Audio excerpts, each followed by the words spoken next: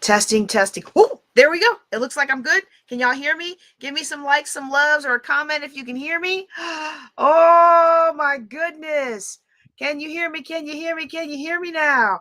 Wow. Thank you, Dennis, for letting me know y'all couldn't hear me. Oh my goodness. I've been talking this whole time. Okay. Okay. So uh let me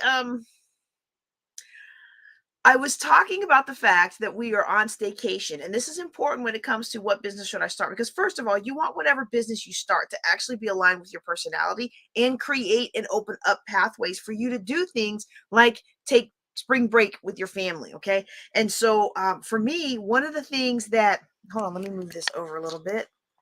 Move that over. Sorry, y'all.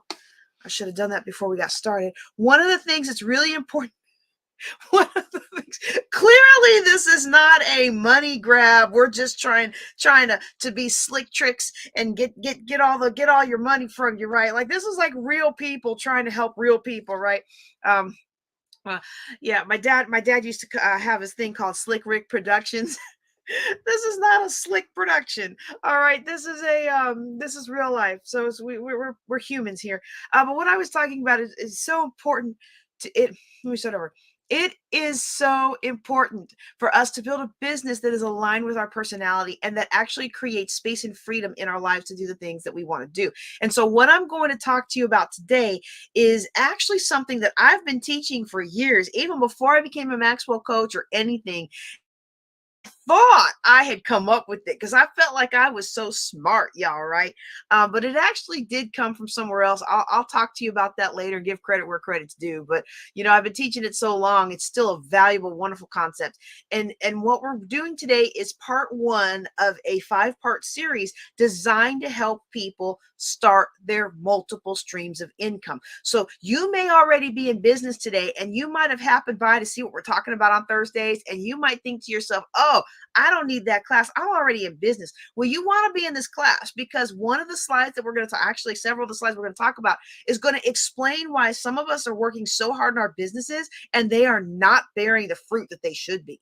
Okay. Sometimes it's because of situation. Sometimes it's a spiritual battle. And sometimes it's because the business we're in is misaligned with the person that we are. And a lot of times we don't even realize it. So stay tuned and enjoy what we're going to talk about today. Now, as I pull my slides up, I am going to admit, let me do like that so you can see me for a second.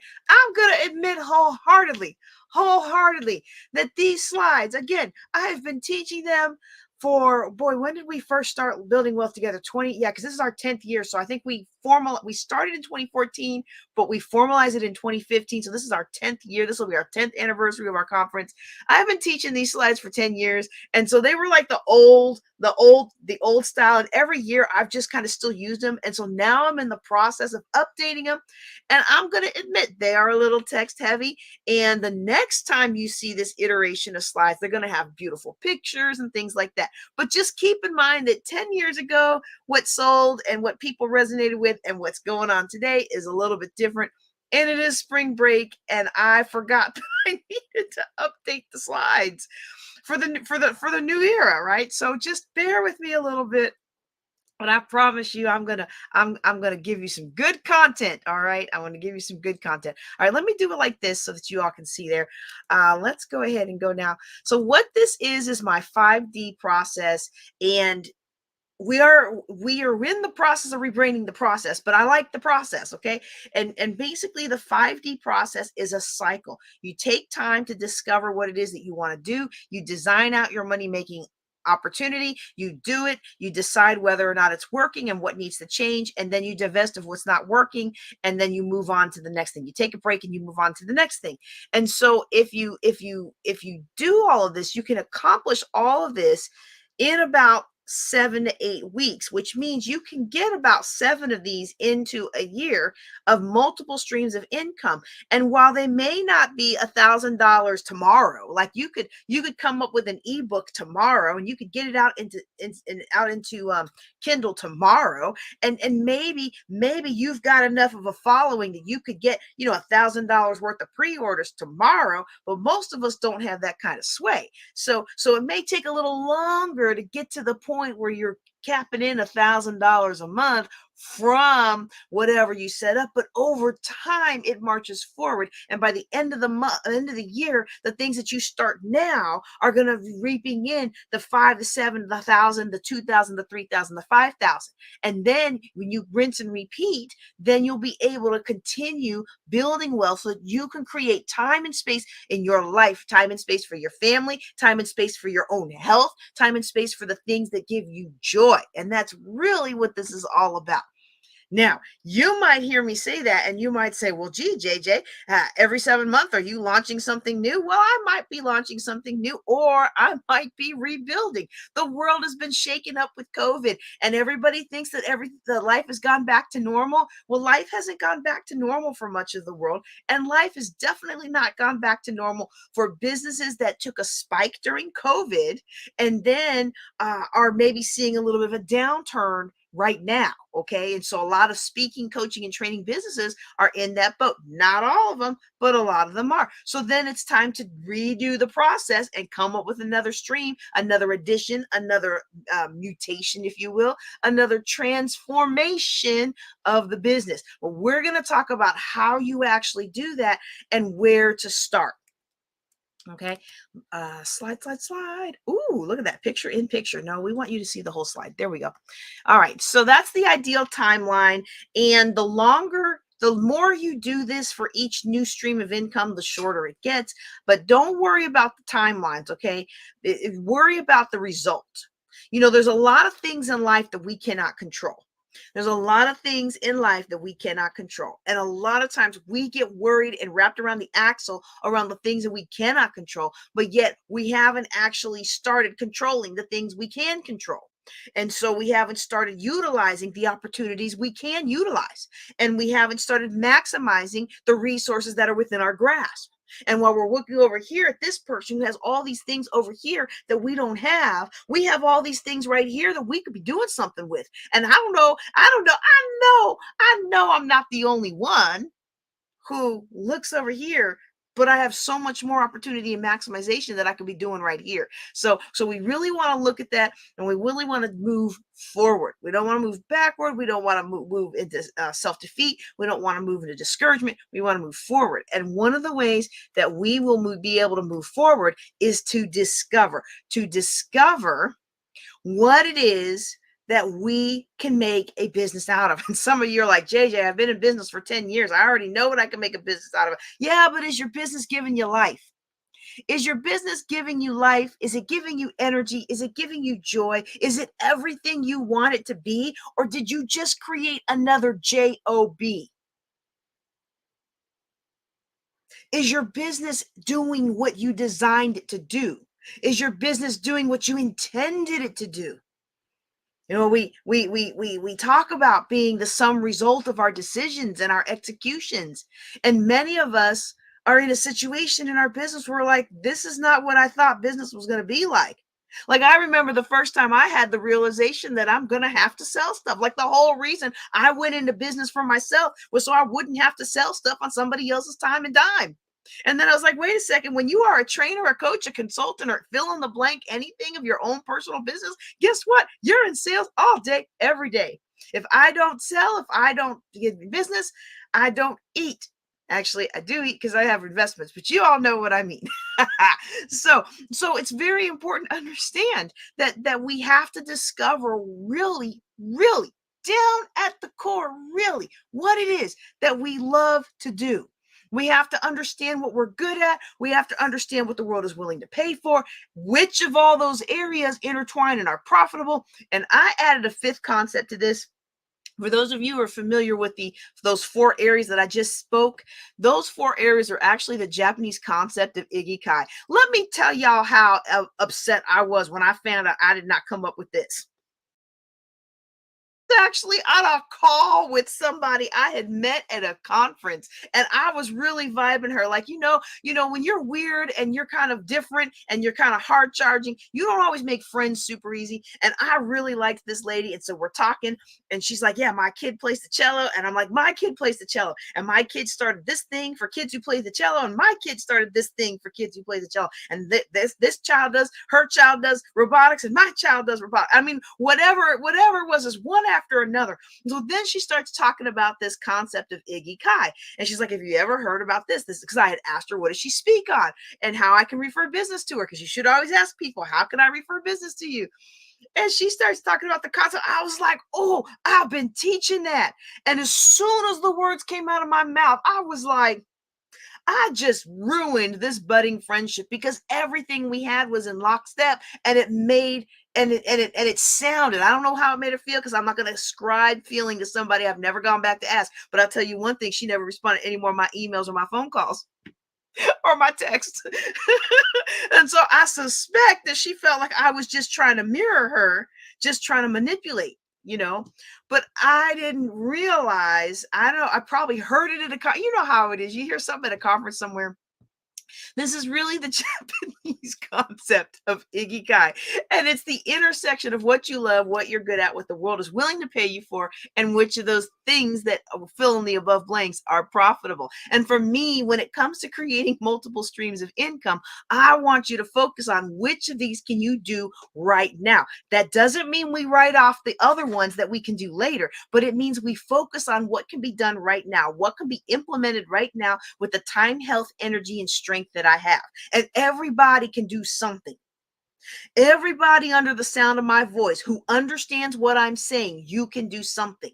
I know that some people under the sound of my voice right now, you don't have a lot of mobility. You may not be able to go do this and do this and do that for yourself, but you can still hear me and understand me. That tells me you still have something that you can present to the world. You can take the things and do the things that I'm doing, and you can still have value and add value to other people. Okay. You may not have all the money that you want to start a big business and hire an influencer and take it, go big or go home. Well, you may not have that money, but just like we learn about in the spirit of opulence or the science of getting rich, you start with what you have.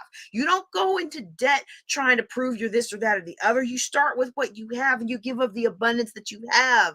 And then when you bless others with the abundance that you have, other forms of abundance, such as relational, such as physical finances, start coming back to you in compensation. It's a universal law, right? So we want to discover these things, and I'm looking at how can I help you start multiple streams of income right now. I'm trying to put money in your pocket next week. Now there are all kinds of different things you can do. My son finally got him a paying job, right? He's going to be working at Whataburger. Now he had a paying summer job, but like a regular day to day. Guess what? My car is out of gas, and I want to take my girl out kind of job. Like, oh, I didn't really, y'all. Okay, let me. Can I just interrupt my own self for a second? He said, "Mom, would you please fill me up with one more tank of gas? I'm out of gas because I bought me a new car and we gave him my other one." And he said, "I'm not empty. Can you please just give me one tank of gas? I promise I'll make it last until the end of the school year." And I was just like, "Oh, will you now?" I wanted to get my tea and popcorn and be like, how's that going to work for you? We live in rural Texas. I don't think you could make it a week without filling up out here. Anyway, anybody anybody can go out and get a job. But even when you get a job, like he spent all this time training, he ain't got paid yet. He's training and he's learning and he's doing this thing and doing that, and he'll get a paycheck eventually. Subbing, if you want to substitute teach, we need substitute teachers really bad. And I am one, and I admit I have not signed up for enough hours. And people keep asking me, hey, when are you coming? We need you. We need you. And I'm like, y'all aren't paying me enough to put up with all of that. They really aren't. But I care about our schools. So I do go in and sub from time to time. But you can go sub, but I'm not, if I go sub today, I don't get paid until the end of the month next month.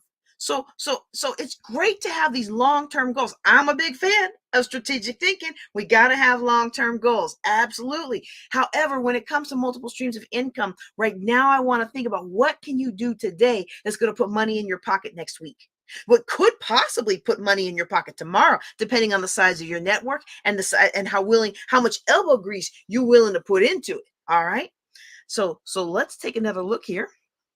We are looking at what's right now. All right. So now the first step of this is to discover what you love. You might say, oh, here we go. Here we go. But let me ask you something though. Do you really know what you love? Because many of us have buried our true joys and passions just trying to make a living. And some of us, we don't even know what we love anymore. Right? Like we don't know who we are. We don't know what we like. We don't know what we don't like. And that used to be me. I think I showed y'all the slide. Hold on, let me put the slide back up. That used to be me. I was numb, barely existing, but I wasn't living. I wasn't living at all. I'm going to ask you, are you a human being? Guess what? We call ourselves human beings, but guess what most of us are? Most of us aren't a human being. If I asked you if you were a human being, you might realize that you're really a human doing.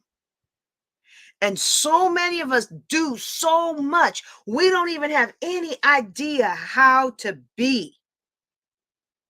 But our greatness and our giftings, our talents, it's all found in who we are, not what we do. So let me ask you, who are you really? Who are you at your core? Do you even know who you are? Or were you like me and you didn't know who you were? I remember y'all, some of y'all have heard this story before. I remember not long after the divorce, $800,000 in debt, single military mom trying to figure out what I'm going to do now after everything that I had worked. So not everything, but it felt like everything that I had worked so hard to not be. All of a sudden I was one single black mom, you know, and here I am broke and in debt. And after teaching people how to get out of debt, here I have 800. What on earth? And they had a free thing for military kids at the ice school rink. I mean, at the ice rink inside our mall. And I went and took my son and let him skate around the rink. And I'm sitting there just feeling dejected and just humiliated and just like my life is over and just numb inside. And I see this couple, they're on a date. They look like they're on a date. They don't look like they know each other well enough to be anything but a first or a second date, right? And the guy asks the gal, how much, what cookie do you want? And she was like, oh, I don't know. What do you recommend? And I thought to myself, I wouldn't know what I want either, because everything in my life up to that point had been about what does my ex-husband like? It had been about what do people expect of me?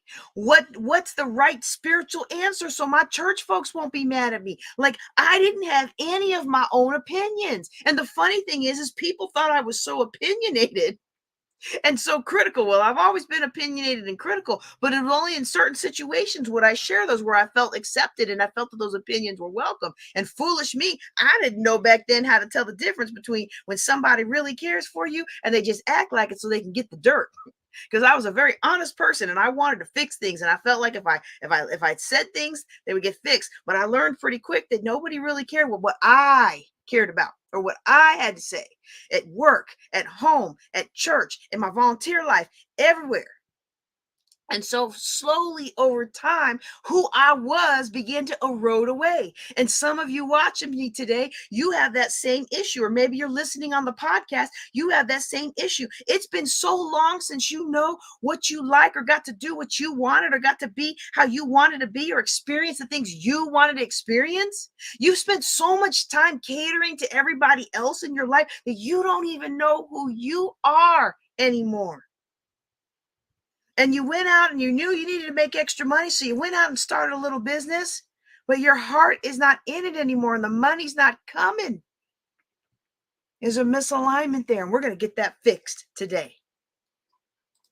So the first thing we need to do is we need to discover what it is we really love. And if you're in that situation that I used to be in, there's a lot of different ways that you can kind of reconnect with yourself. I don't think we're going to do, all right, let me just get back in here. Let me get back in here. I don't think we're going to do the reconnect with myself retreat this year because my son, my miracle, my first miracle baby, I've got two of them, but my first miracle baby is graduating from high school around about the time when we would do the reconnect with myself retreat. And so I don't think we're going to do one this year. If we do, it'll probably be modified to accommodate graduation week.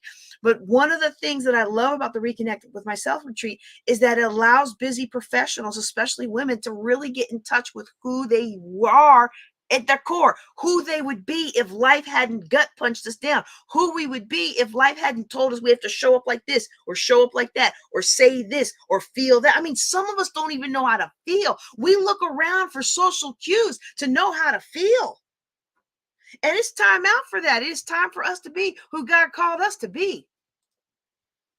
And so, how do we figure that out? If we're in that situation where we don't even know how to know what we want anymore, how do we figure it out? Well, one of my favorite ways to figure this out is to really look at personality and skills inventory. And I'm going to show you some unique ones. Okay. Everybody knows about Myers-Briggs, everybody knows about DISC. I'm certified in that, True Colors. I love walking people through those things, but I'm going to share with you some, and hopefully the screen will let me show you some that are a little bit different, a little outside of the box, right? Another way is to talk to friends, but I'm gonna be real with y'all on this one. This only works in a situation where you have people that have known you for a long time and actually care about you. A lot of us who that didn't come out right. That didn't come out right, but I'm going to try to explain myself. And if you're offended, I'm really, really sorry, but I really, really love you. And that's why I'm saying this, okay? Because if you're like where I was, if you're like where I was and everything you do is about everybody else and where you want to eat is about where the people that you're with want to eat, and what you want to eat is about what all the ladies at the table are eating, and where you what experience you want to do, like what concert you want to go to is about what will the most people around me approve of, like all of those things. If that's the life you're living, you haven't really attracted people in your life that are going to be able to answer this for you. What you've attracted people in your life are people who they themselves don't allow you to be yourself. Now that might not be their fault because you may never have showed yourself to them, right? Like it's nobody's fault but your own if you've never showed yourself to people. And I will say some of us had an upbringing where we were taught at a very early age that something is wrong with us, and that might even be our parents' fault. It may not be our teacher's fault. It may not be anybody's fault. It may just be how we interpreted it. But something happens to us, and we say, "Oh, I'm not good enough." And we learn very quickly in elementary school, in college, or high school, or wherever it is, that we have to put on a mask in order to be accepted. And I didn't really get that memo till I went off to college. And then I was like, oh wow. And then the older you are when that lesson comes, the harder it hits you. But the good news for me and the good news for you is we don't have to live by that anymore. But if all you've surrounded yourself with is people who are used to seeing the mask, then you don't have people in your life that know the real you. So if you can find some people who know the real you, great. But if you can't, then that's when this particular bullet on that slide does not apply to you of talking to friends. Okay. But what you can do is you can look at personality and skills inventories. You can reflect back over your young adulthood and the things that you used to dream about back before the world told you those dreams weren't any good. You could also look back to what is it that you used to do as a young adult, in your first little job. What did you used to like to do in your spare time? Now, I know most of us don't have any spare time anymore. And if we have spare time, a lot of times it's spent catering to our family or to our obligations. But think back what you used to do back when you weren't allowing anybody to tell you how you should be spending your time. A lot of this actually led to some very meaningful and deep conversations with my husband. But we were in a class at one of our local churches, and I made the comment about how one of my goals is to create a peaceful and happy household, and that I will do what it takes to make sure that my family is happy even if my needs aren't getting met. And I love that about myself, and I hate that about myself, right? Like I love that about myself because I think my kids and my husband are very, very, very happy, right? And I hate that about myself because if I'm not careful, I will slip into being unhappy myself. And so, and so, you got to make sure everybody's taken care of, right? But you can really stop and think about, hey, what was it that I used to love to do? What did I love to do? What did I love to do before the world beat it out of me? What did I love to do before um false action at work after false action at work beat it out of me. What did I love to do before every guy dumping me to go for somebody else who's more racy beat it out of me? Now they never beat that out of me. I was always going to keep my anointing. But just think about your life. What are some of the decisions that we have made that we have made catering to other people that eroded some of who we are and who we want to be? Okay. So that's one thing we can do. Now let me see if I can show you this. I'm going to try and click this and hopefully it'll go. I'm clicking and hopefully it will go. It went somewhere where I can't pull it. Okay, let's try this. Let me pull that window out and try putting it there. Okay, and then let me see if I can share that window. Oh, I realize you guys are watching me do this. Like watching somebody type when you can't see what they're typing is like the worst. It's like watching water boil on a cooking show. All right, stop screen. Let's go back and see if y'all can see this screen. Okay, share. Okay. All right. This should say how to fascinate. Welcome to the how to fascinate. Welcome to the fascinate community. So if you can see that, let me know that you can see that. Give me a comment or a like or a love or some hearts or something so I know that y'all can see that. I'm going to drop that link in the chat. It does have my referral code on it, but I haven't logged into that in like 4 or 5 years. So I don't think I get anything from it. I just don't want to change the link because I don't want you to not get this test for free. Okay. So take the test. It's free. It normally costs more than that, but you can take the test. It's welcome to the Fascinate community. And this is How to Fascinate by Sally Hogshead. I regret not registering to this back when I could become a coach with her or, certified with her back when it was like less than $10,000 to do so, when it was like only $1,000. But you know what? That's life. But this is really neat because it looks at your personality as far as what is about you that other people just love. And that's a neat take on them. Okay. Here goes another one that I'm going to show you. Let me drop it in the chat first so I don't forget to drop it in the chat as I talk about it. Let me go to that window now and let's put that in there. This is not going to help you figure out what is good for you so much as it's going to help you do some real research on what jobs are or what careers or what genres of work are going to be profitable for you. Okay. It's really easy to go into a hotel back room and go to a rah conference. Hey, we're going to help you make millions next year. And you pay your money for the coaching program. And then you get into it and people are like, nothing. It's like, they're like vapor. They're like, oh, well, you really wanted real answers? No. See, you paid for the $5,000 course. If you want real answers, you got to pay for the $20,000 course, right? Like, so you want to be able to do your research. And so if you go into the Bureau of labor statistics, you'll be able to research what is actually paying, what careers are actually paying folks. Now, I'm a big fan of business, but you want to know where the careers are. Okay. Another one where you can research earning potentials and training options. All right. This is in Career One Stop, and this is the toolkit for Career One Stop. All right. Let me show you this one. They have a little assessment to help you figure out what you like. And again, all these things are they're all slices of information. Okay. They're all slices of information. Now, I'm going to show you my two favorites. This one is the What Color is Your Parachute? Oop, let me drop this in the chat. What color is your parachute? This is by far the most detailed one. Like he will pin it down to a science of what it is that you want to do with your life. Okay. And I'm going to see if Amazon will let me do the look inside. And so maybe we'll be able to look inside it. Can y'all see that? Okay. Y'all see the Amazon page for What Color is Your Parachute? Now I'm going to try to look inside. Let me know if you can see that, because what happens with StreamYard is on some things, if I click away from it, oh good, okay, good. If I click away from it to see what you see, then stream, especially when it comes to videos. Okay, so do y'all see this? What you should be seeing is this crisscross graph looking thing. Okay, and let's see if I can make that bigger. Let's see. Okay, the crisscross graph looking thing.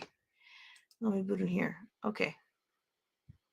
Nope, that it looks, so what I wanted to show you looks like this, but it actually has, this is an exercise he has people go through. It actually looks like this, but it has things like, I like to work outside.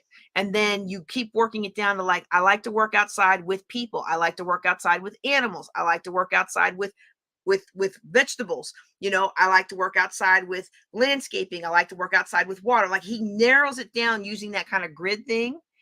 And let me see. Let me just see if it'll do it, if it'll show that page. Okay. It's not letting me get into that nitty gritty. And so, well, this is to 2021. We might need the older version. But in any event, there those grids, okay, so I'm not explaining it very well. So what he has you do is he has you walk through, like, if he would, you like to work outside or inside? I check inside because you know what? I don't like bugs. Do you like to work inside with people or do you like to work inside with machines? And he steps you through and he go through the matrix and he nets it down. And by the time you finish that, you have very clearly, this is what you like to do, and here are the career fields and the businesses you should pursue. Okay, so that's a really cool one. That's what color is my parachute. All right, and that's the workbook to it. It's not the what color is my parachute book. It's the what color is my parachute workbook. Now, the what color is my parachute book is great, but see me, you can tell me stuff. You can tell me stuff and I hear the ideas, and that's all well and good. But you know what? I like, at the end of the day, I like practical, step by step by step by step. I think that's why my wealth building stuff is so effective for people, because it's step by step. Here's how you get out of debt. Step by step. Here's how you build wealth. Step by step. Here's how you invest in real estate. Step by step. Here's how you invest in the stock market. Right? Like step by step. You want to play around with crypto? Here's what you do. Right? So, you know, I'm a process kind of person, and I like his process. But I know that is a lot of a detailed process that may not be applicable or desirable for everyone. All right. So I'm going to give you one more that was actually super funny for me. I came across this one when I was getting ready to retire from the Air Force, but I had actually seen it 5 years prior, because there was this time when they made everybody when my agency in 2013, the government, Congress didn't sign the government budget, and my agency that I worked for at the time cut everybody's pay 20% and cut their work hours for all the civilians. Well, what they told the military was, we were probably going to have to work without pay, and then, unlike the last time something like this had happened, way back in the day when I was at the Air Force Academy, unlike then when they all got their money back, chances are we weren't getting any money back.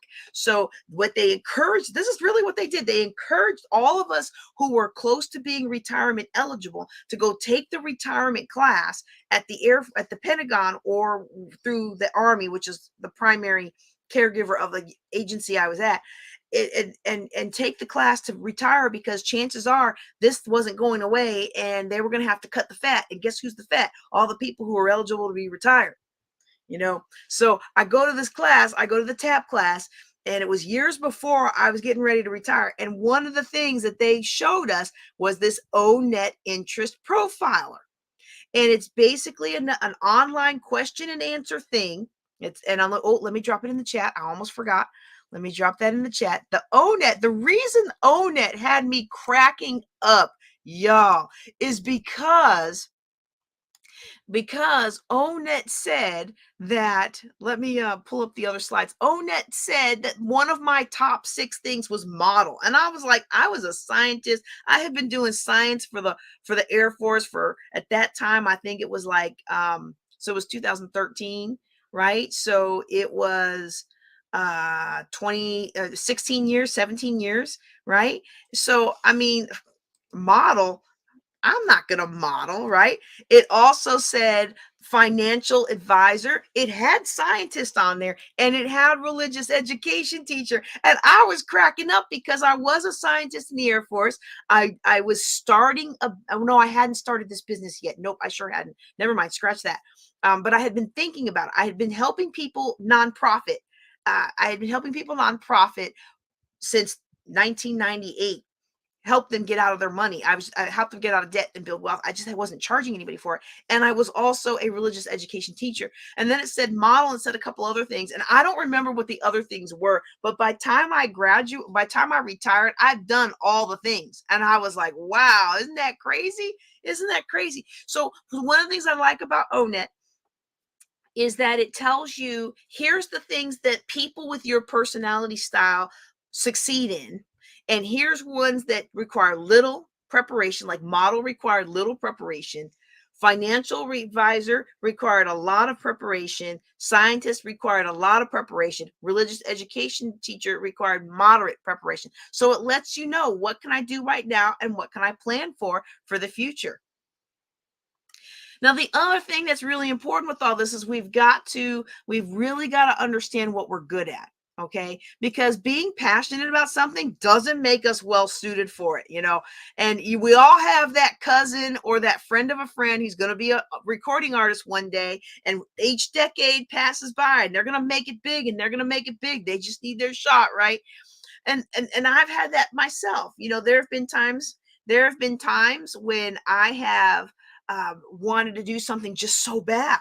And one of those examples, I had to have it on the slide here. One of those examples was youth department. Like, I just knew I was going to be the most amazing youth director ever. Yes, I was. Because, when I was younger, I remember the people who, they had mercy on us, and Lord used them to give us grace, and they would let us hang out at the youth center, even though the youth center cost money and our parents didn't have money to give us a membership, but they would let us come in and work, helping to do a little bit of cleaning up, but mostly testing the video games and testing the pool tables and testing the swimming pool, like real hard work, right? But I'm so thankful for that. I always wanted to be able to pour into youth.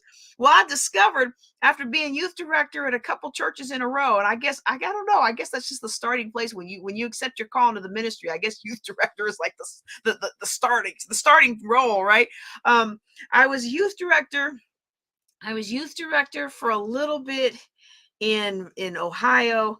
I was youth director in Florida, and that was some learning lessons, y'all. But it was in Oklahoma where I realized, you know what? You are not good at this. You know what they say, right? Now, I wasn't good at it yet. I would be better today, but thank the Lord, I have my son to be a youth director for us until he finds or starts his own church. He gonna be my youth director, even if he's in college in Colorado. He's gonna be my youth director. Seriously though, they say if things don't go well in one place, that's it. That's a thing. And if it doesn't go well the second time, well, it might be a coincidence. But the third time is a trend. And the only common denominator in all of that is you. So if it's the same problem all the time with everybody in different states and different churches, well, guess what? The problem is probably you. And the problem was me. And I was too I think in my defense, I grew up in a household where, like, I was being pressured to do things that were unholy to be normal. And I was in a household where it was abnormal to be a straight-laced person, which I associated the drinking and sexing and all that stuff. I associated all that with poverty, and I wanted to be wealthy. And so I didn't want to grow up in poverty, and I didn't want to have kids who grew up in poverty and had to have secondhand clothes and have the other kids tease them and could never afford to go on the field trips. So I didn't want that life for me and my family. And so I went overboard. I'll admit it now. I don't think anybody in my family watches my videos, but if they do, I'm going to admit I was probably a butt, because I associated everything that my family did with poverty. And I just was like, 180. I'm not doing that. I'm not drinking. I'm not doing this. I'm not doing that. I'm not having kids out of wedlock. I'm not blah, blah, blah, blah, blah, blah, blah, blah, blah. I wasn't saved. I was righteous, but I wasn't saved. And because I was righteous and not saved, I didn't have the Holy Ghost to help give my words grace. Even after I got the Holy Ghost, I don't think my words had a lot of grace for a long time, because I think it took him some time to really work with me. He's so patient and gracious, y'all. He's so patient and gracious. If you go to a church where the reigning deity is not gracious and merciful, you should try my God.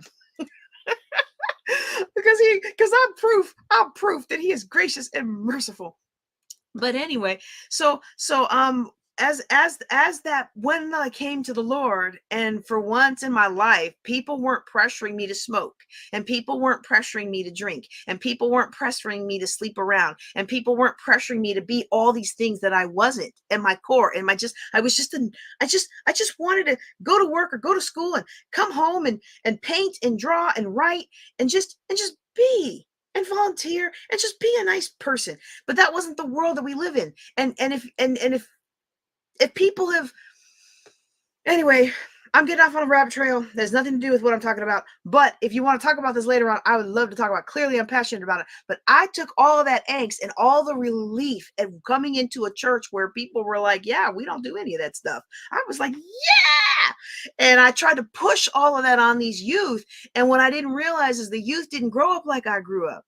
And it wasn't until one of our pastor's son was like, you keep acting, you keep acting like you keep acting like we don't hear this 4 times a week, because we had 4 services a week back then. Well, you act like we don't hear this 4 times a week and in choir rehearsal. And I was just like, wow, my eyes came open, and I just wasn't good at it. I wasn't good at it because I wasn't meeting them where they were. I was meeting them where I was, and I wasn't where they were wasn't where I started from. So anyway, long story short, I really utterly failed at being youth director. I didn't fail as bad with the youth as I thought I did. Like, as some of them grew up, many of them have come back to me and let me know what a blessing I was as their educator, as their Christian education teacher, or as their youth director. But I really failed with the parents. I really failed with the parents. So I feel like I would be better in that role now, but I'm thankful for it. But I just knew I was going to make all this impact in the world being a youth director, and I was going to make all this impact in the world with my business, doing things for youth. And guess what? This is not my strong suit. You know why? Because to deal with youth, you got to deal with mamas, and you need a good personality for that. So when the Lord has me reopen this church and be more than just online or in conference rooms or in restaurants, I'm going to ask the Lord to send me some people who are good with mamas. Because I'm trying. I'm better than I was, but I'm just not good with mamas. And guess who has the money? That didn't come out right. I'm very good with mamas when they want to get out of debt, because I can help you get out of debt. All right, we're going to move on. This is not a good example. I should not use this example anymore. But surely you've got something in your life that you are passionate about and you care about, but when you go out to do it, you just don't resonate. I don't really resonate well with teenagers. I don't really resonate well with college students. And I try and I do the best I can, and I believe that some appreciate it. But it's just, look like gray hair. I'm a little bit too old. All right. And I was an old soul even when I was young. Okay. So for me, that's probably not the sweet spot in my office. I mean, in my business. Okay. It's a side part of my business. I've taught youth on how to build a business. I've taught youth on how to go to college for free. I've taught youth how to do all these things, but that's not my bread and butter. Okay, because it's not my highest resonance with other people. And when you resonate with people, then they're naturally drawn to you in that area. I didn't resonate with youth departments, and I didn't resonate with youth-centered businesses. And so since I don't resonate with people like that, and I care greatly about people like that, then what I do is I make the money where I resonate the most. I make the money where I resonate, and then I take the money and give some of it to people who are serving youth and who are doing an amazing job at it. And I'm happy about that, because I get to flow in my lane. They get to flow in their lane. Win-win. Y'all know I love the win-win-win. All right. All right. So we have to discover what we're good at. And we have to understand that not everything that we love is going to be profitable.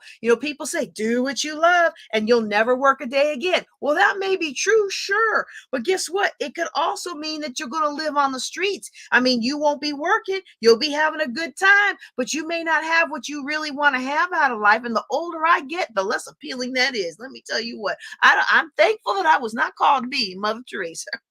And the Lord might call me to a season of lack later. I sure hope he doesn't. If he does, I'll be prepared to walk through it. But not all of us, first of all, are called to do that. But many of us end up in ways that we are not called to suffer. We end up suffering in ways that we were not actually designed or called to suffer in. We end up suffering in ways that were not intended to work anything in our lives. And yes, my favorite book says that the things that happen in our life that aren't good, the Lord can turn them around and work them out for our good. Yes, yes, yes, yes. However, wouldn't it be nice to have a life where we're not having to have so much for Him to work out for us? Wouldn't it be nice to have a life where the only trials and tribulations are the ones He intended to work something in us or work something out of us, right? Let's not introduce new things. Okay. And one of the ways we introduce new things is by following something that's not profitable. Hey, thank you so much for being on with us today. You know, it's not that we can't do the things that don't pay the bills. Well, we got to understand they don't pay the bills.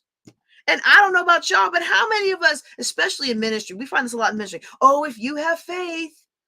Yeah, I have faith, but the Lord was telling me to do these things. Okay, let me get off. Let me get back on my. Let me get back on my slides.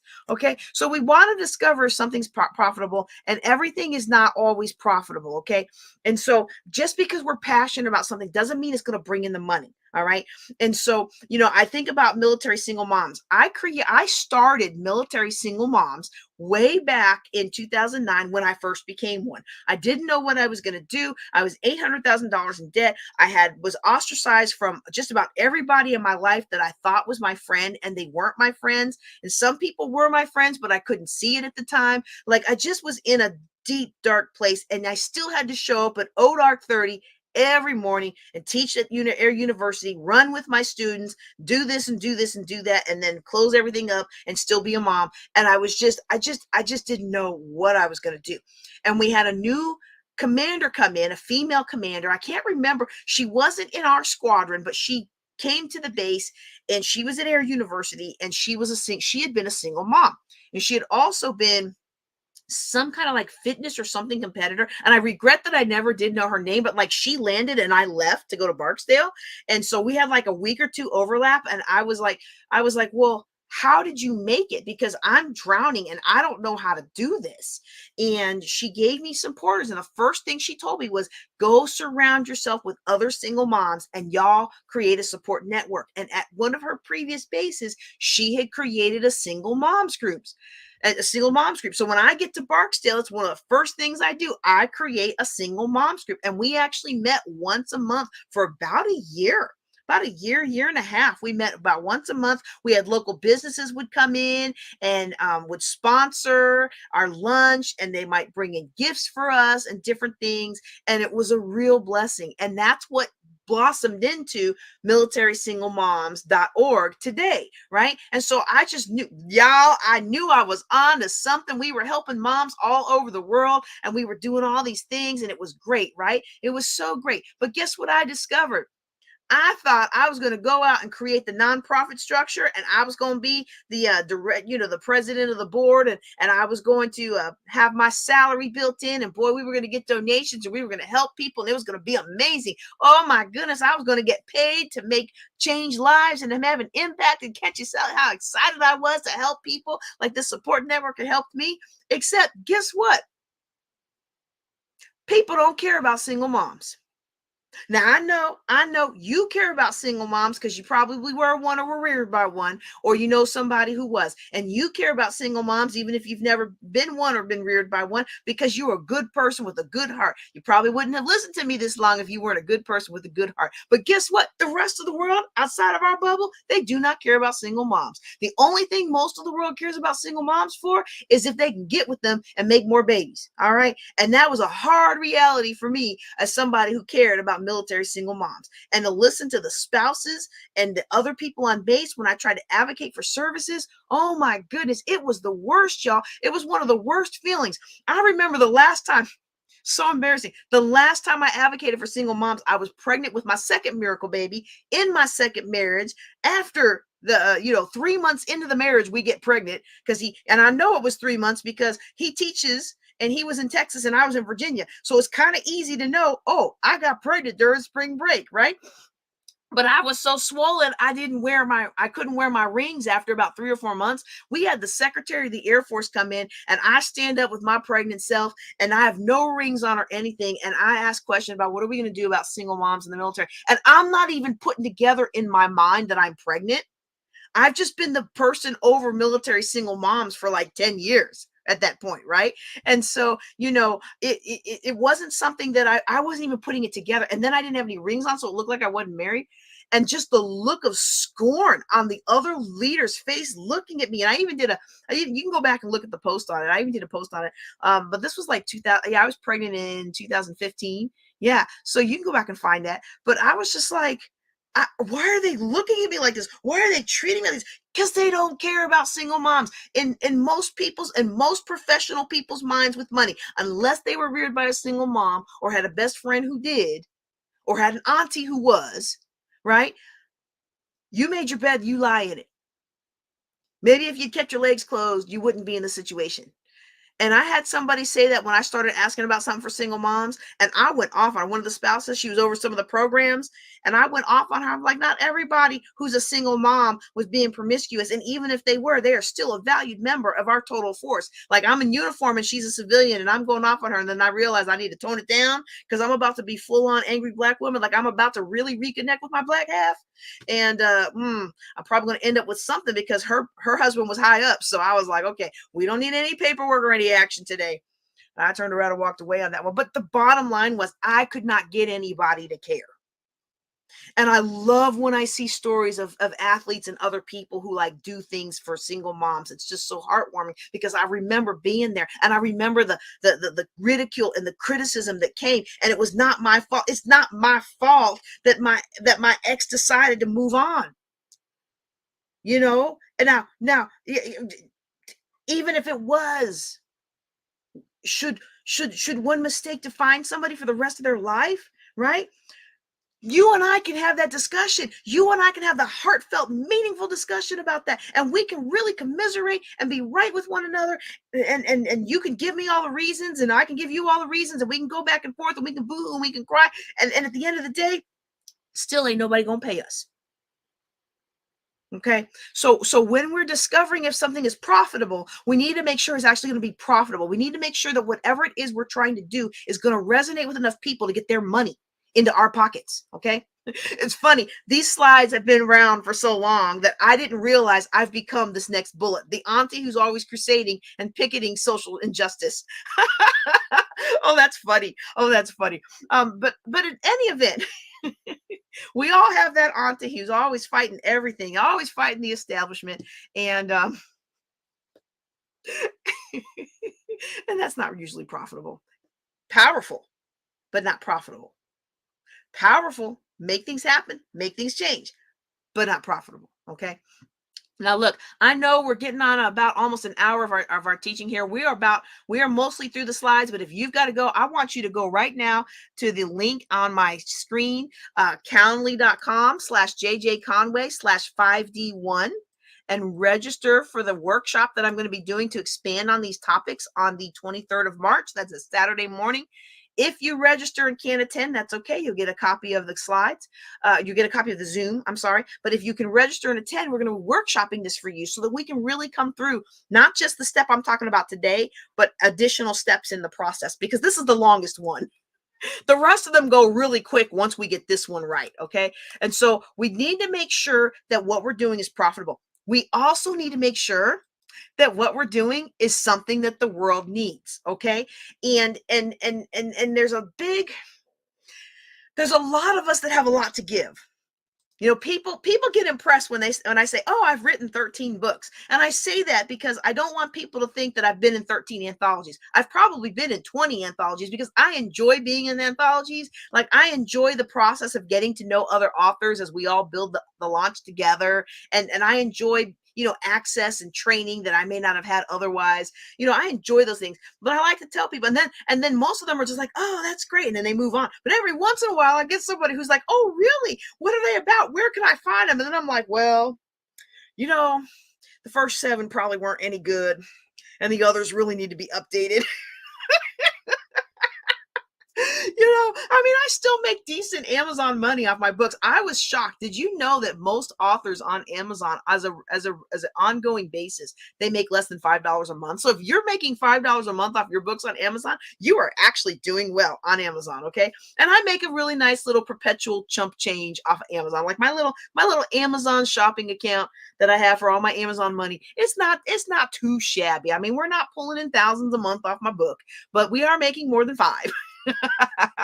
But we want to make sure that the world needs it. There are so many books, so many songs that are written that nobody wants to hear, so many books that are written that nobody wants to read. And if we want to make money, we have to learn how to get over ourselves and understand that some of the things that we want to share with the world does not want. Some of the things that I want to share, some of the things that I want to say, some of the things that I want to promote, the world does not care about, does not want, does not need. Now, it doesn't mean that if it's a need, they just don't know that wait, I'm not saying that right. It doesn't mean that if you have something that the world really needs and they just don't know it yet, that you should throw that idea out the window. Okay, because sometimes the fact that somebody says they don't need it, it just means they don't know they need it. But the problem is, for what we're doing today, is I'm not trying to have you create something that's going to be profitable 5 years from now. I want you to create something that's super profitable 5 years from now. That's a separate process. That's what we're working on while we're doing this. We're doing this to meet the short-term need. We're being strategic about the long-term need. Okay. So, for example, there are things that people didn't know they needed. And I wish I had one on me, but I no longer have babies. And I'm telling my son, don't give me any grandbabies until you graduate from college. So hopefully there will not be any need for this in my household again. But how many of you have ever heard of a nose Frida? The nose Frida is the most disgusting sounding thing. It is a tube with a filter.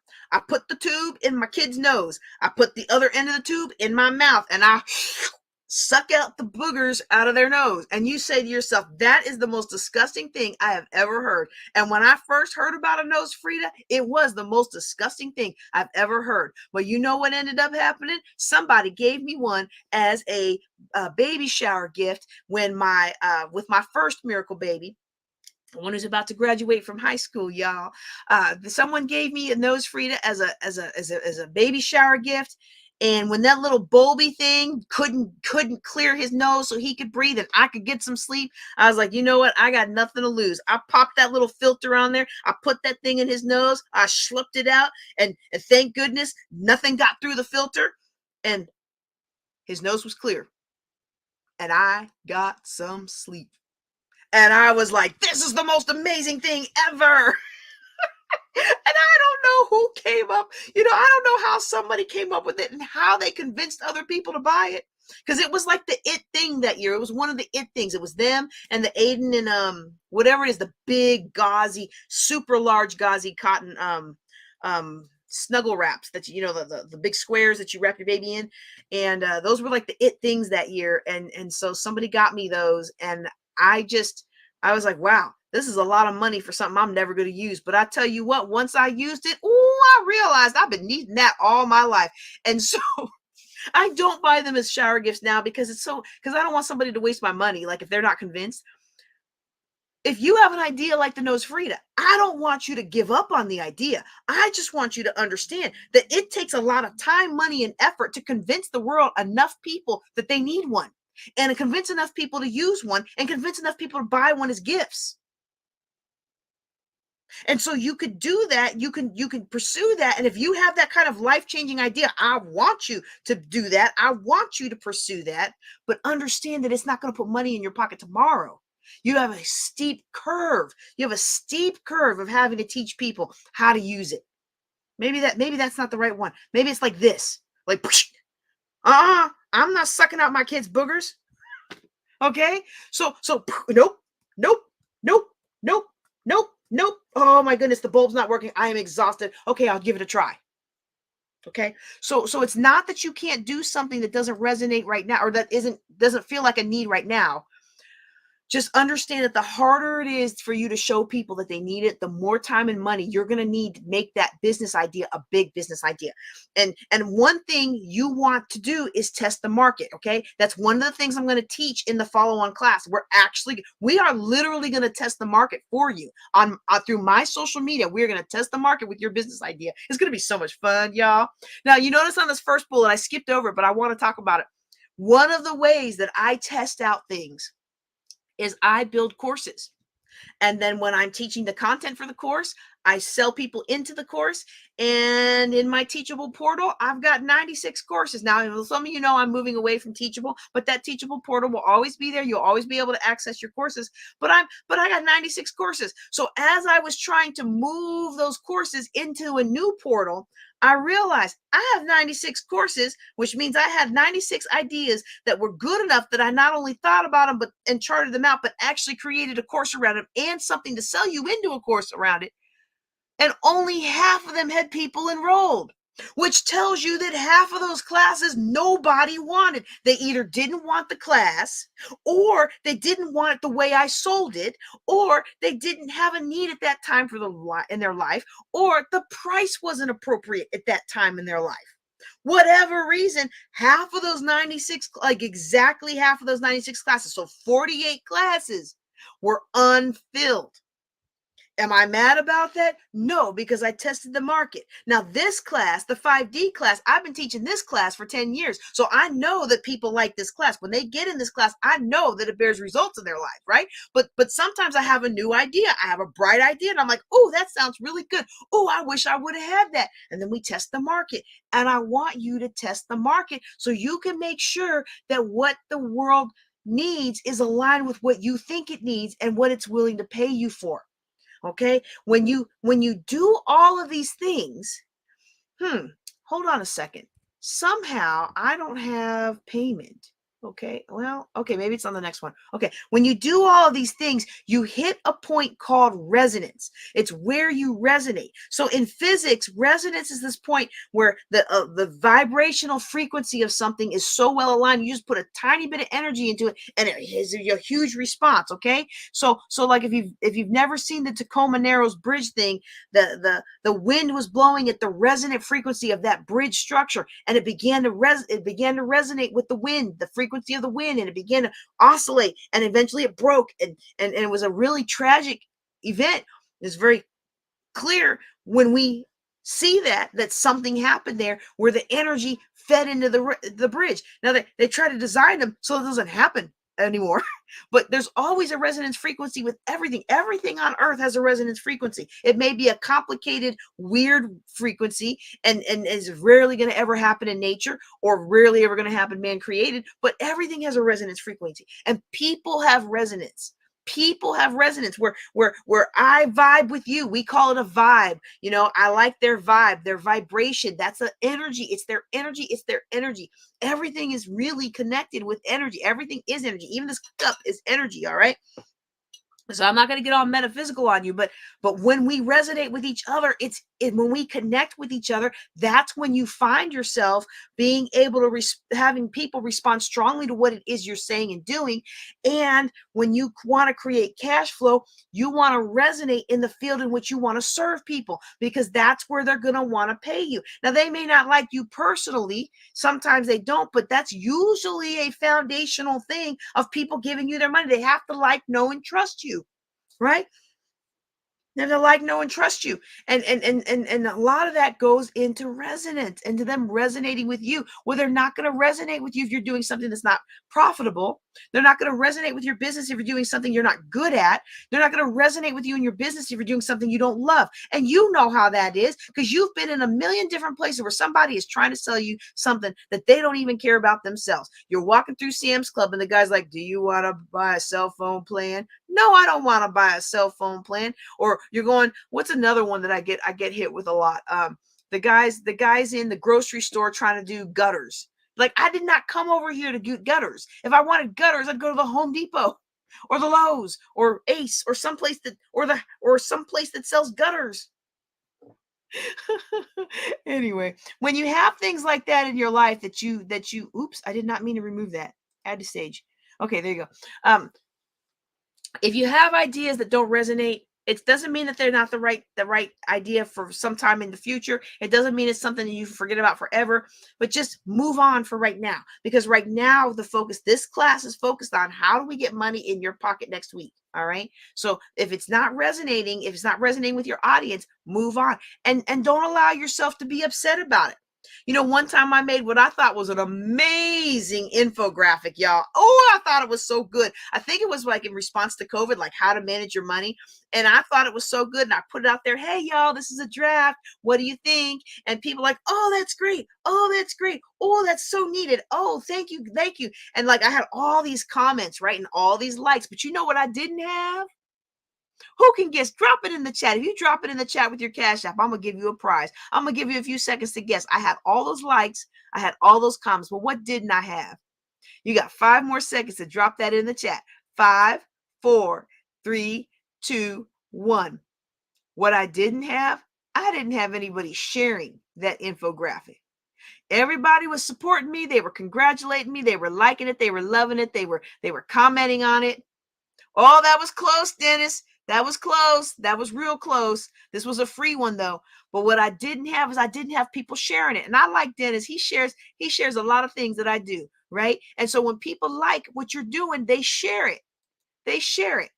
When they like what you're doing, they share it. They want their friends to see it. When what you have is really helpful, they share it. So you know what y'all could do right now with this video? You can share this video.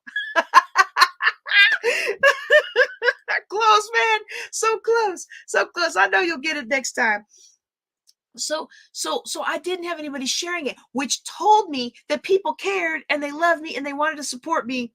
But what I put together wasn't any good.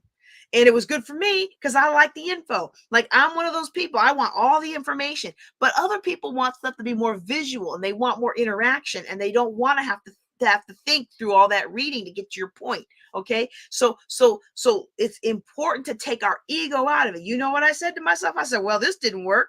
This is not going to result in what I wanted, which is I wanted something to go viral and people to really resonate. So you know what I ended up doing?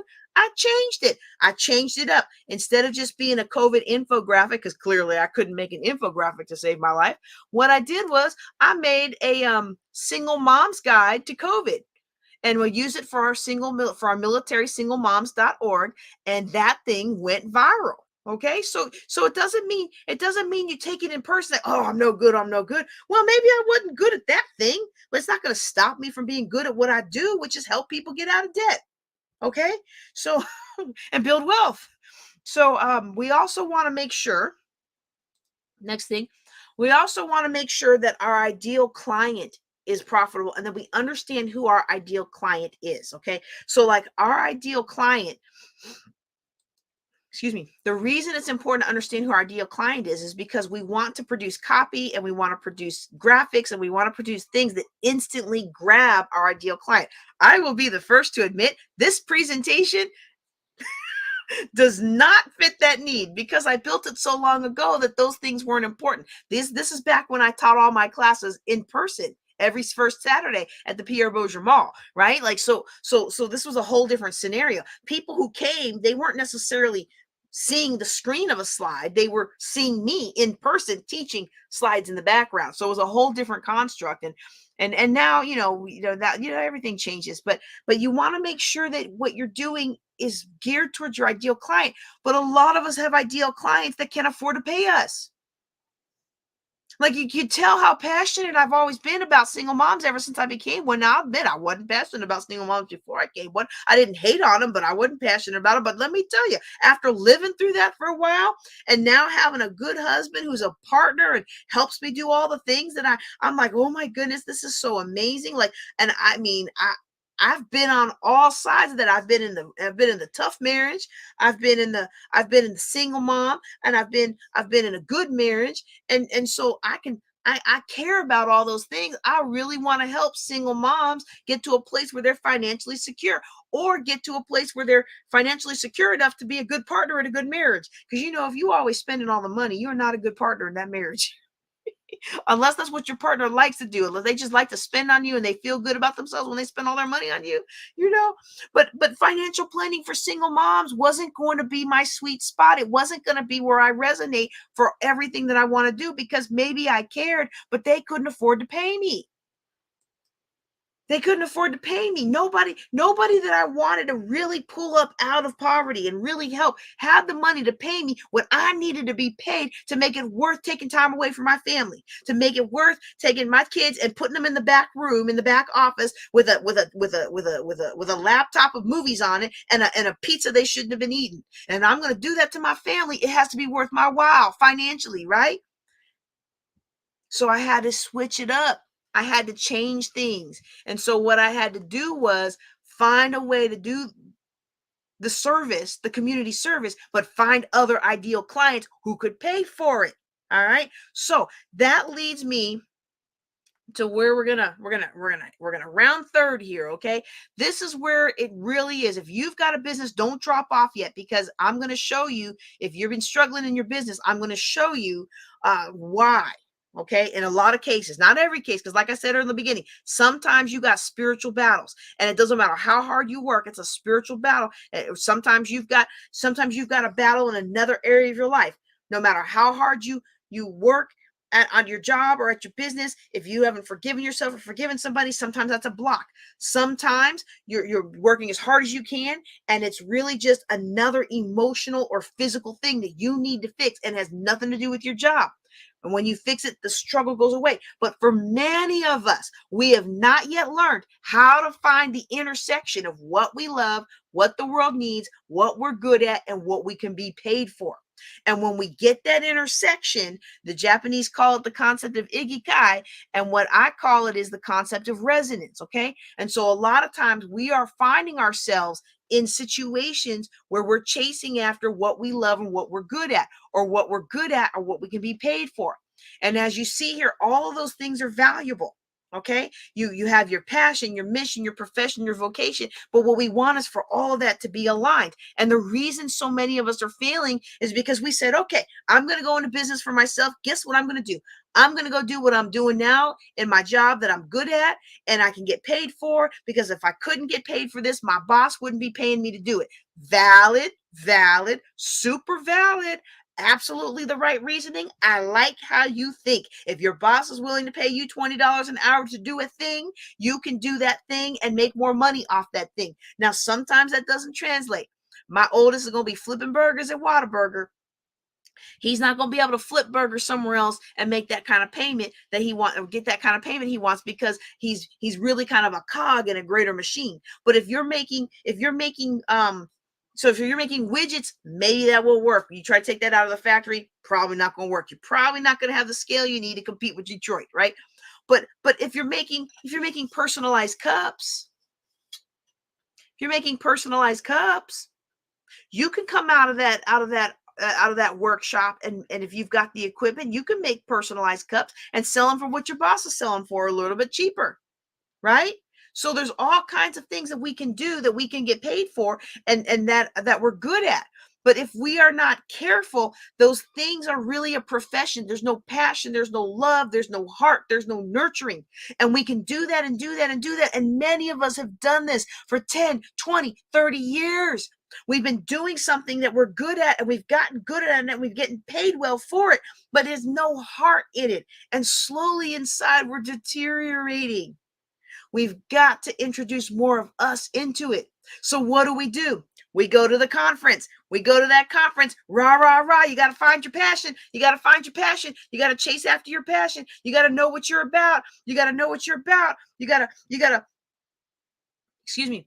You go to the conference, and they're like, you got to know what you're about. You got to craft your mission statement. What's your mission, vision, goals, purpose, vision, goals? What are you about? What are you about? And guess what? You're like, oh, okay, I'm going to find out what I'm about. This is what I'm about, and this is what the world really needs, and this is my personal mission, and I'm going to go after it. But then we're not getting paid. And then we start to get burnt out because we're not getting paid. but bills still need to be paid. See, for some reason, the electric company doesn't seem to understand that we're doing what we love and what the world needs to be done. And the electric company doesn't feel like they should subsidize us doing what the world needs being done. I don't know why the electric company won't be more generous and pleasant with us, but they won't. And honestly, I don't need them to be that generous and pleasant with everybody else, because then my bill's going to go up. But we think, oh my goodness, I did this thing. I chased after what I love. I'm still broke. And so then we get all frustrated. And then we see somebody online talking about the reason you're not making money is because you're not doing what you're passionate about. You got to find your passion. You got to find your passion, and you got to pursue your passion. What is it that you love to do that you would do forever, even if you didn't get paid to do it? Yeah, guess what? We found our passion, all right. It's what we love to do and what we're good at, but we ain't getting paid to do it. We're not, let me speak like I have a few degrees under my belt. We are not getting paid to do it. And all along, we're getting burnout and burnout and burnout because we're doing all the things that we know to do. But what we haven't done is we haven't found our resonance. And that is the intersection of all four of these concepts, is our resonance. It's where we resonate with the world in a way that the world is going to pay us and compensate us for our time and energy that we spend pouring out to the world. And that doesn't mean that the only valuable things that we do in life come with money attached, okay? That is not what I'm talking about. But if we want to make money that enables us to do the other things that are upon our heart, then we must discover where we resonate. Where we resonate with another person to the extent that they feel so much aligned with our mission that they are willing to fund it, that they feel so strongly and passionately about our product or our service that they're willing to pay for it, that they feel so strongly that we can help them get to the next level, which is part of our mission, our goals, our purpose, our desires, our passion, that they are willing to pay us to help them do it. We have to discover where we resonate, or we're going to find ourselves burnout and broke. And so that is the crux of how we figure out what business we should start. We start with figuring out who we are and where we fit and what's a good fit for us. You know, there are a lot of things in life that I will never be able to do because of time, health, strength, and what have you. Right? But that doesn't mean that I can say, well, I have this busted neck and this busted back, so I'm never going to be a skydiving instructor. Guess what? I'm just never going to be a skydiving instructor. That's not going to be my resonance, because health wise, I just can't do it. I love skydiving. If you've never jumped out of a perfectly good airplane, there is nothing like it in the world. I think the closest thing that I've experienced like it in the world is riding a motorcycle. And I know that one's on the ground and one's in the air. It's two totally different things. But if you've never ridden a motorcycle, or if you've never driven a motorcycle, if you've never jumped out of an airplane, I just can't explain it to you, right? But I'm probably never going to do either one of those things again after that accident. I'm just never going to do them again. Doesn't mean I can't have a full life, but that's not going to any longer be my resonant dominant energy, because I don't have the energy to be good at it anymore, or to last at it, or to sustain at it, or to be consistent in it. And those are all things we need for business. So we have to find another way. We've got these injuries and we've got these situations. We have to find another way. And that workshop that I've got for you will help us learn how to do that. Okay. And so what we're going to also want to do is not just find out where our sweet spot is, where our resonance is, but we also want to make sure that we find things that can be done right now. We still want to keep the others on our strategic horizon. And as we work to them, we want to create little bubbles that help us get there. Okay. And so we want to make sure that we have the time, the energy, the resources to implement what it is we want to do right now. And if we have a dream that's really heavy on us, but it's so big and we don't have the ability to implement it right now, well, then we can look at trying to do some kind of related stream of income. But we always want to keep the goal in mind. The goal with anything that I'm teaching you is to help you develop passive income so that you get to the point called enough. The point called enough is really, in math, it's in statistics and finance, is called the crossover point. But in the Your Money or Your Life book, it's the point called enough, where your passive income is enough to meet your day-to-day living expenses. And so then everything you make over that is now extra money for you to fulfill your dreams, your calling, and your goals. That's the goal that I have for you, right? So no matter what we do, it's got to be aligned. And so if you have this big goal, like let's say on your heart, you want to open up You want to open up a photography studio. You don't have any property, you don't have any money, you don't have anything in there, right? To make that happen right now. Well, there's other steps you can take that get you along the path. And so I'm going to ask you, what's one step forward you can take that sets you in the direction of your dreams? I know some of you out there, I'm looking, putting up comments. Now, I keep getting caught up in the thing, so I'm sorry if I didn't show your comment today. But there are people on this comments list who've written books. I have not seen you publish it yet. You know, if you've published it, you never gave me a link to send to anybody. I see people out here who have products. You have wonderful products, or a product. You have a wonderful product. You haven't sent me one to wear on my podcast or on my broadcasts. Let me help you, but you have to move forward. You have to stop letting, let me make myself, let me put myself in here. You have to move forward. You have to stop letting fear tell you can't do it. Everything that you want to do, everybody that I'm looking on this list, there is a free step that you can take right now to move yourself forward, to get something going in your life. And you have the skill set, you have the talent, you've already had the idea. I've already coached you on the idea. You just need to go execute. And I know, just is a 4-letter word. It is absolutely a 4-letter word. It's not easy. It's simple, but it's not easy, right? Because if it was easy, everybody would do it, right? But you're not doing it, and you know what you need to do, and you need to take that step. Don't go to bed tonight before you take at least one step forward in the direction of your dream. Take one step forward in publishing that book. Take one step forward into launching that design company, to launching those t-shirts, to launching those cups, to launching those items. Take a step forward to launching that coaching business, to launching that training business, to launching your online course. Woo, y'all.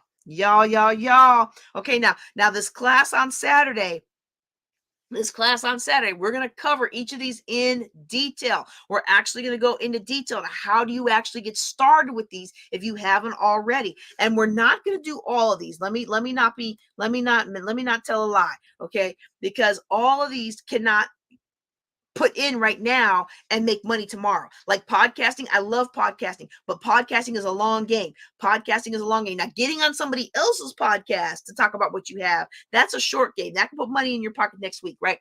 But your own podcast takes time to do, and it takes consistency. So I'm not going to talk about blogging and podcasting. I'm not going to talk about transaction engineering. I'm not going to talk about hosting live events. But all these other things, you can do that. You can put this stuff together in one day and get it out into the marketplace. Test it out in the marketplace, get pre-orders in the marketplace, or get something happening in the marketplace. Depending on your level of skill and your level of commitment, you can do these things today, and I can help you with that.